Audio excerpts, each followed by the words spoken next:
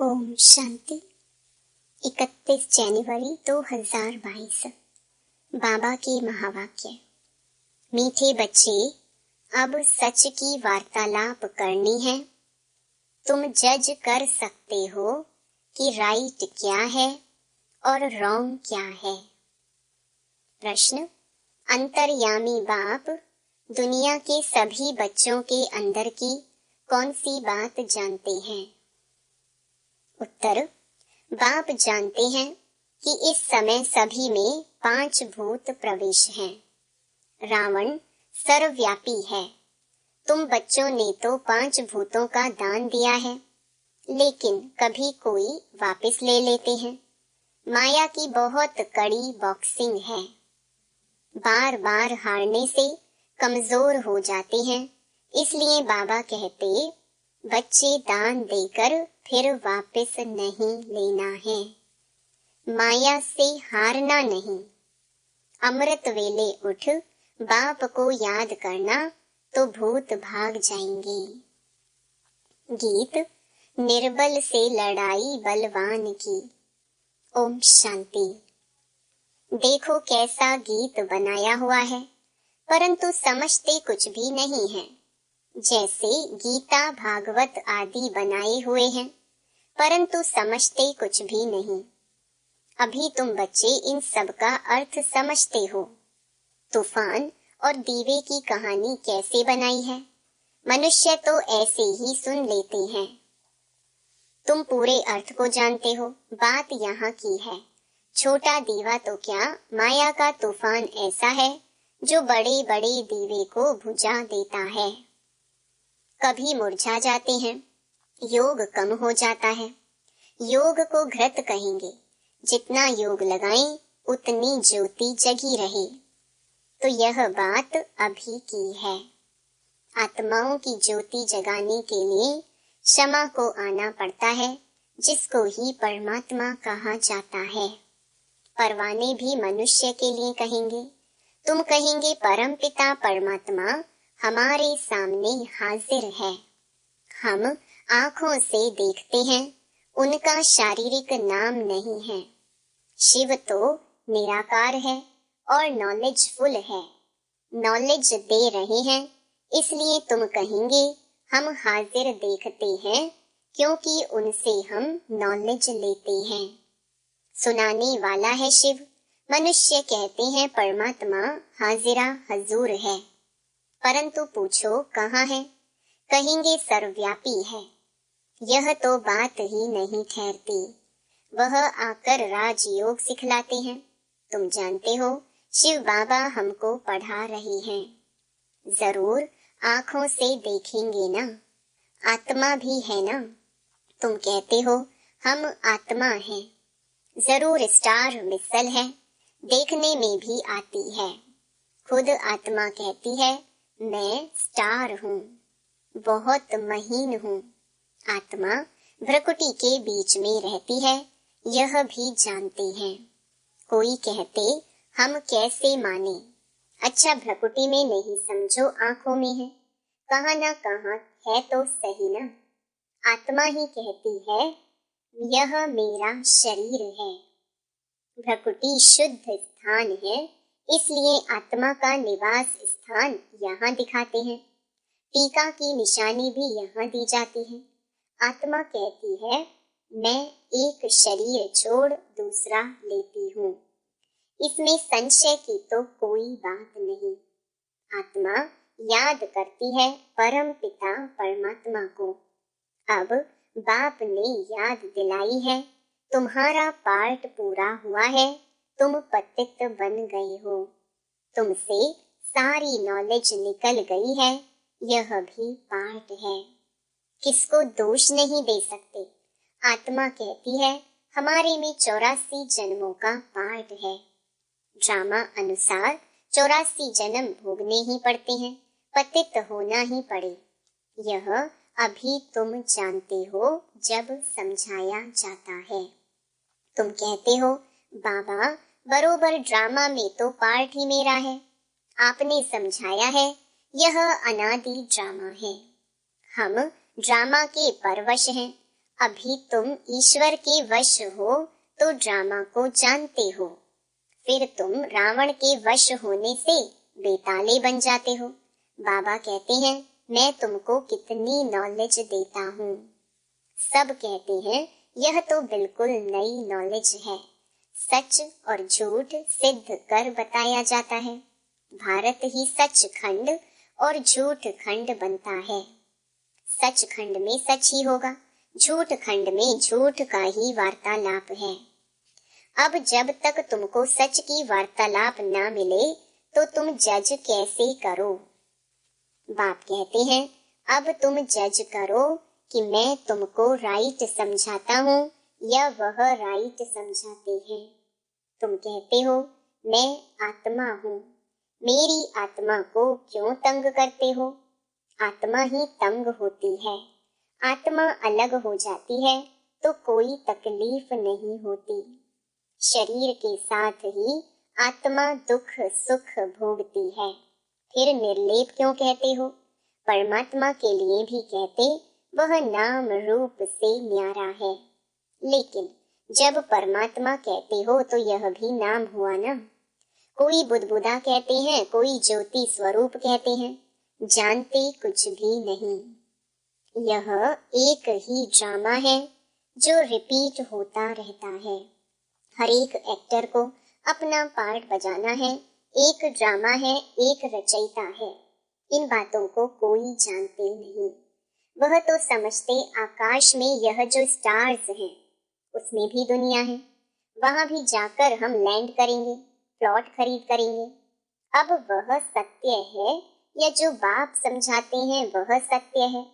बाप ही तो नॉलेजफुल मनुष्य सृष्टि का बीज रूप है।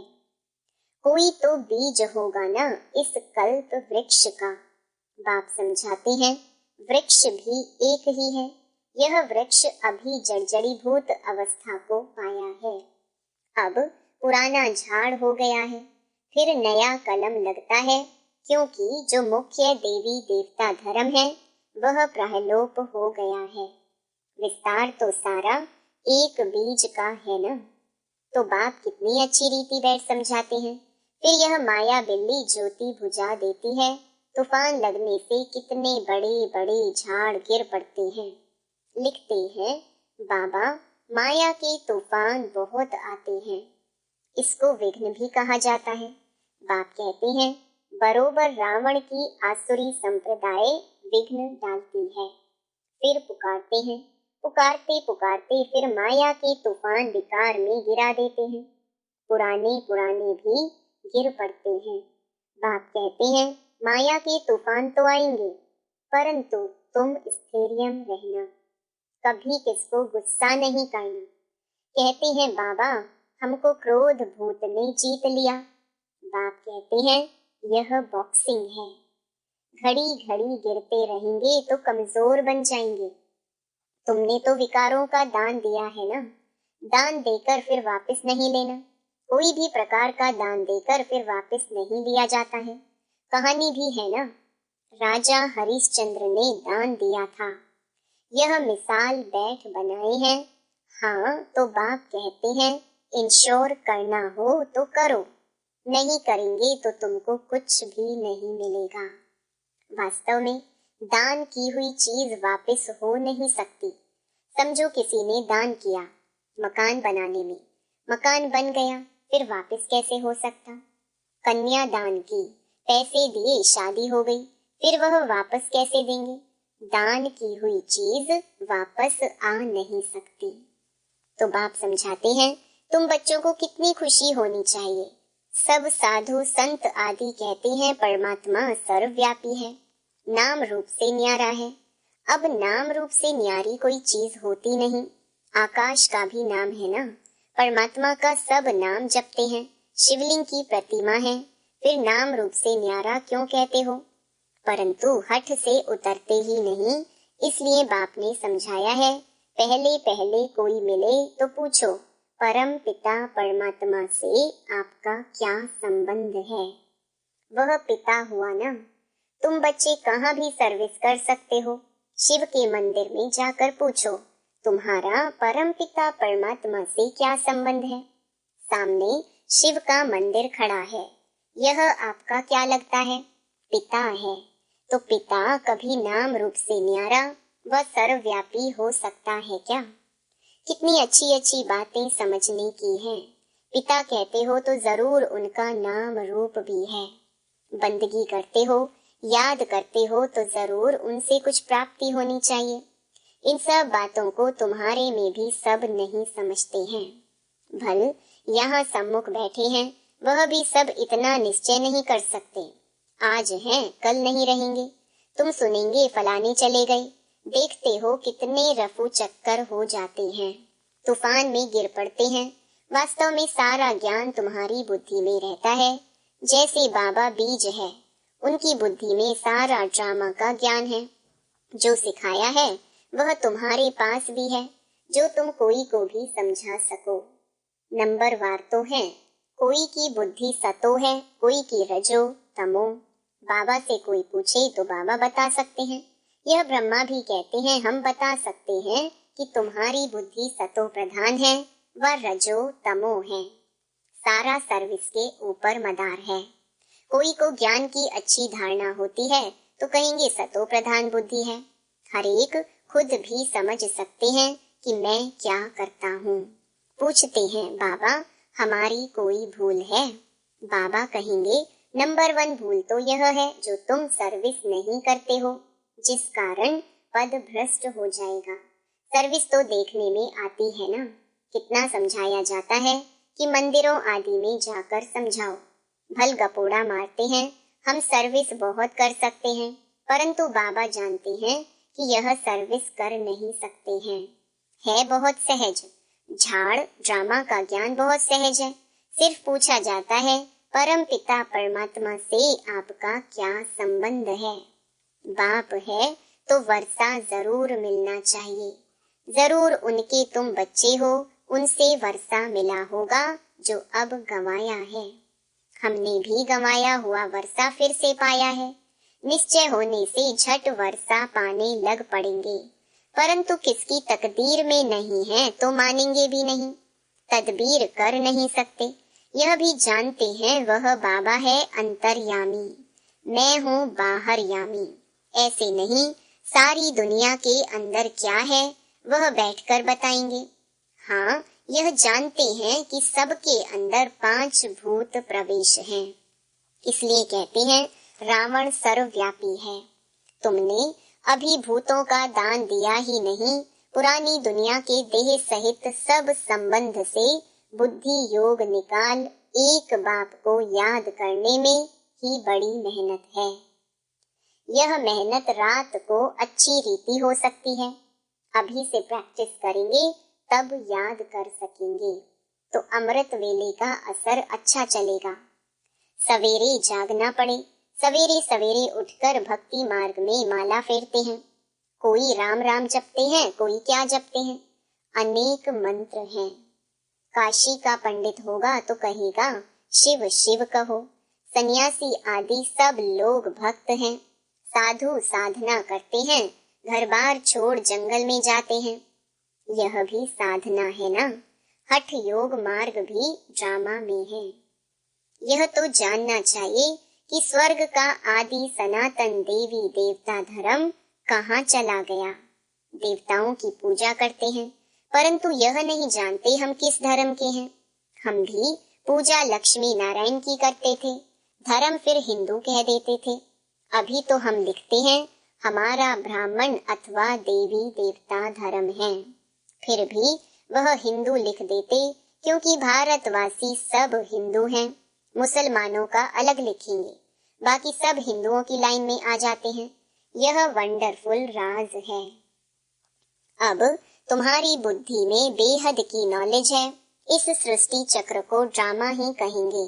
ड्रामा रिपीट होता है, नाटक नहीं। उस नाटक में कोई एक्टर ना हो तो बदले में कोई और एक्टर डाल देते हैं। कोई बीमार हो तो रिप्लेस कर देंगे।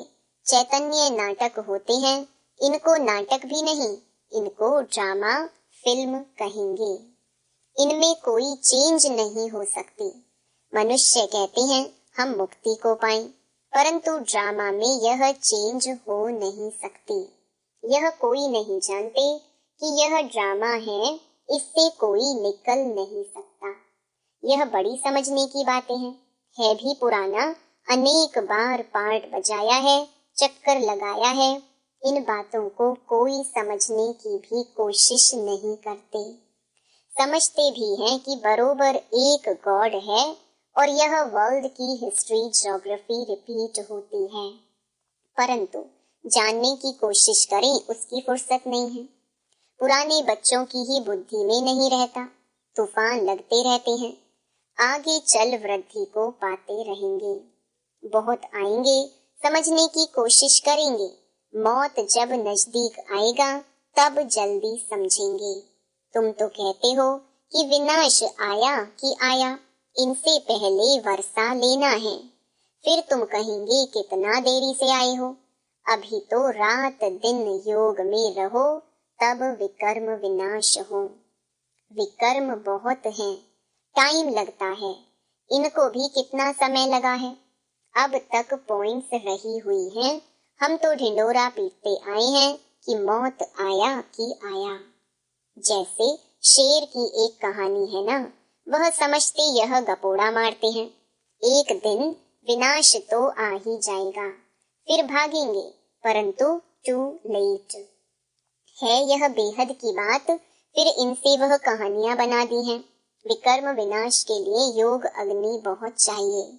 हाँ, नए नए बहुत ऐसे भी निकलेंगे जो पुरानों से भी तीखे जाएंगे। मार्जिन है। बाप कहते हैं भल घर में रहते हुए रात को जागो, जितना जो दौड़े, भल रात को नींद भी नहीं करो, बहुत तीखे जाएंगे। यह कितनी तरावट की नॉलेज है, बेड़ा ही पार हो जाता है, सब कामनाएं सिद्ध हो जाती हैं। अच्छा, मीठे मीठे सिकिलधे बच्चों प्रति माता पिता बाप दादा का याद प्यार और गुड मॉर्निंग। रूहानी बाप की रूहानी बच्चों को नमस्ते। धारणा के लिए मुख्य सार। पहला, विनाश के पहले बाप से पूरा पूरा वर्षा लेना है। रात दिन योग में रह विकर्म विनाश कर नंबर आगे लेना है। दूसरा, देह सहित पुरानी दुनिया के सब संबंधों को बुद्धि से भूल एक बाप को याद करना है। जो चीज दान दे दी उसे वापस नहीं लेना है। वरदान, संकल्प रूपी बीज द्वारा वाणी और कर्म में सिद्धि प्राप्त करने वाले सिद्धि स्वरूप भव। बुद्धि में जो संकल्प आते हैं वह संकल्प है बीज।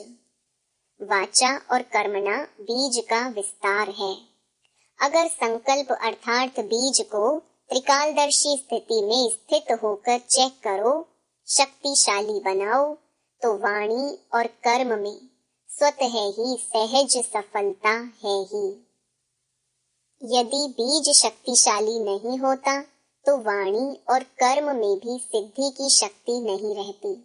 जरूर चैतन्य में सिद्धि स्वरूप बने हो, तब तो जड़ चित्रों द्वारा भी और आत्माएं सिद्धि प्राप्त करती हैं।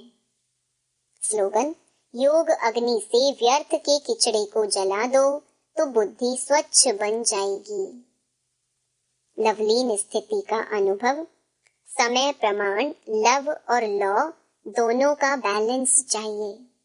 लॉ में भी लव महसूस हो, इसके लिए आत्मिक प्यार की मूर्ति बनो, तब हर समस्या को हल करने में सहयोगी बन सकेंगे। शिक्षा के साथ सहयोग देना ही आत्मिक प्यार की मूर्ति बनना है। ओम शांति। मेरे मीठे मीठे भाई और बहनों, बाबा के इस अनमोल खजाना यानी ज्ञान रूपी मुरली को जन जन तक पहुंचाना हम सब की कर्तव्य नहीं बल्कि धर्म है। मैं तो अपना धर्म निभा रही हूँ, अब आपकी बारी। आप भी अपनी व्हाट्सएप और फेसबुक और दूसरे सोशल मीडिया के ग्रुप में शेयर कीजिए। क्या पता आपके इस नेक काम की वजह से किसी की ज़िंदगी जीने की एक नई राह मिल जाए। और हाँ, आप भी इस YouTube चैनल को सब्सक्राइब कर लीजिएगा ताकि आपको भी रोजाना बाबा की मुरली को सर्च करना ना पड़े। शिव बाबा की अमृत वर्षा हम सब पर ऐसे ही बरसते रहे।